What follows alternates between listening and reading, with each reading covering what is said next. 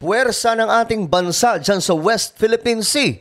Talagang ginigit-git na po ngayon ng China, pinipuwersa na po nilang paalisin. Ano nga ba ang nangyayari mga sangkay? Yan po ang ating pag-uusapan ngayon.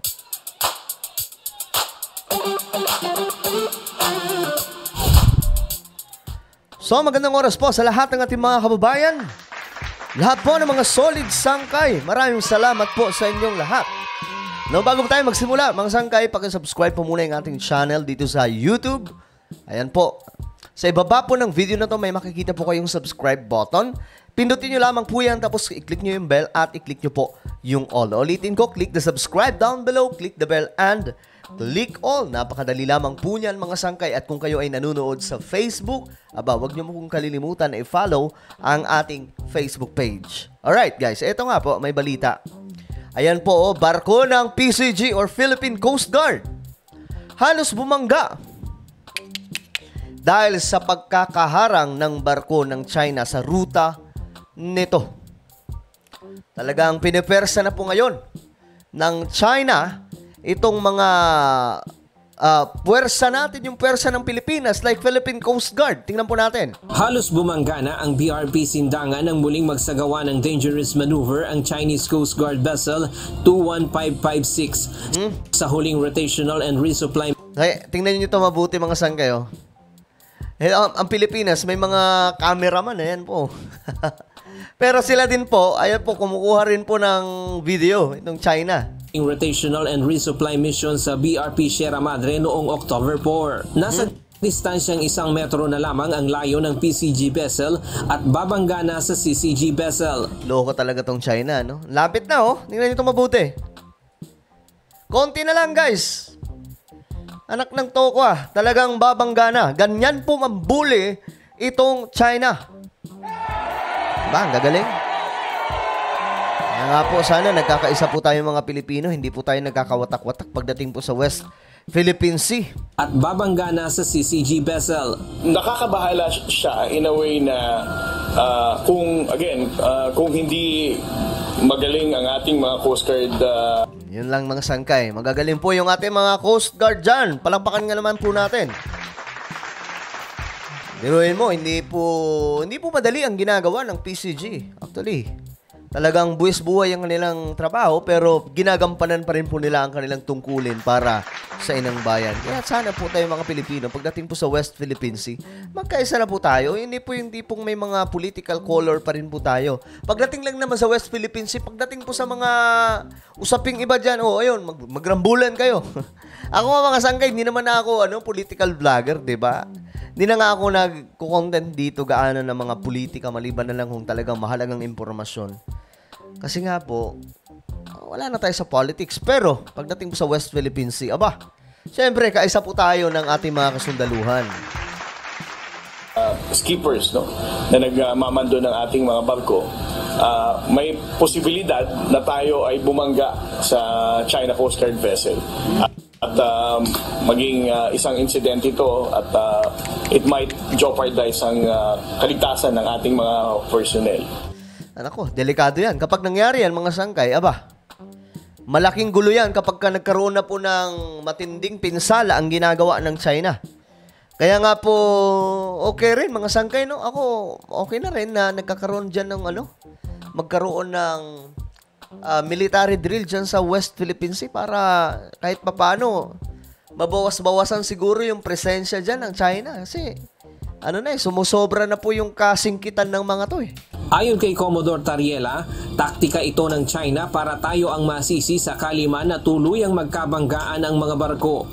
Grabe, no? Pwede. Taktika ng... Ay, nako. Loko talaga tong China, Kaya maingat at pinipilit ng PCG na iwasan ng mga barko ng China kahit malinaw na sinasadya ng mga ito na harangan ang ruta ng mga barko ng Pilipinas. At the same time, as I said, sa optics na to, kung tayo palagi nalang ikakat tapos babanggain natin sila, ang mangyayari sa narrative nila, binangga natin ang China Coast Guard vessel. Pwedeng ganun, mga sangkay. Tapos papalabasin nila sa international na sila ang inaargabyado nitong Pilipinas na napakaliit lamang na bansa. Mautak din po itong mga Chekwa na to no? So ito ang ating iniiwasan, no? 4 na Chinese Coast Guard vessel at 5 maritime militia vessel ang humarang sa mga barko ng PCG. Okay.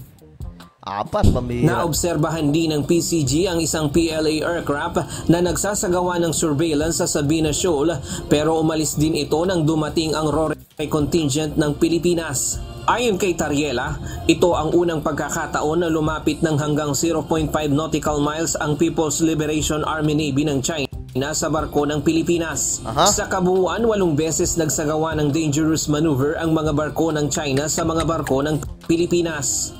Nasaksihan mismo ito ni Special Envoy to China Teddy Boy Locsin Jr. na personal na sumama sa RORE mission. Pero matagumpay pa rin nakalusot ang 2 supply boat ng Pilipinas. Yun, matagumpay pa rin nakalusot. Hindi nadali ng China. Nasa lugar din ng Philippine Navy aircraft para naman magsagawa ng Maritime Domain Awareness Flight nang isagawa ang RORE mission. Ryan Lacanlali. So ito mga sangkay, may isa pang balita tungkol dyan. Pagtatayo ng mga istruktura at pasilidad sa Pag-asa Island, patuloy pa rin. So tingnan nga po natin ito. Sa gitna ng dinaranas na pagharang at pangaharas ng mga mangingisdang Pinoy mula sa China, pinamamadali na ang pagtatayo ng karagdagang istruktura sa Pag-asa Island sa Palawan. Ayun, Nasa frontline ng balitang yan si Marian Enriquez. pasok! Mabagal man ang usad, tuloy-tuloy ang ginagawang development ng gobyerno sa Pag-asa Island. Ito rin ang nagsisilbing main island ng Bayan ng Kalayaan sa Palawan. Kabilang sa Kanila mga itong ginagawa mga sangkay ng Pilipinas, pagtatayo ng mga istruktura para po may presensya na po talaga tayo dyan. Kaya nga po pinamumugaran niya ng may mga Vietnamese. Vietnam po may pinakamaraming nakuha mga sangkay sa West Philippine Sea. So kaya po na nagkakanda ano yan kasi wala naman po talagang doon. Hindi nababantayan. Tinayo ang sheltered port para sa mga mangingisda. Dito maaaring sumilong ang mga mangingisdang aabutan ng masamang panahon sa laot. Galing. Maganda tong project. 2018 nang simula ng pagtatayo nito at Kailan? Panahon nito, Nino? sa laot. 2018 nang simula ng pagtatayo nito at inaasahang matatapos ngayong taon. Oy, panahon po yan ni President Duterte.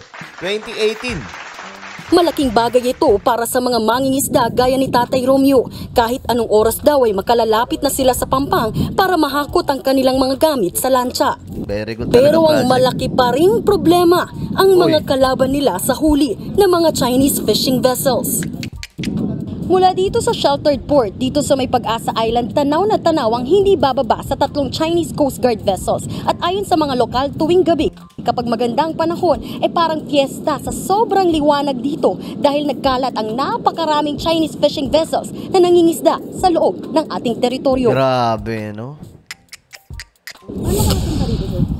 Ngayong araw, nasa 12 kilo lang ng tanigi ang huli ni Tatay Romeo. Pag nandyan din sila, wala rin kami mahuli kasi sila may ilaw. Sa amin, kawil-kawil lang. Pahila-hila kami ng yung...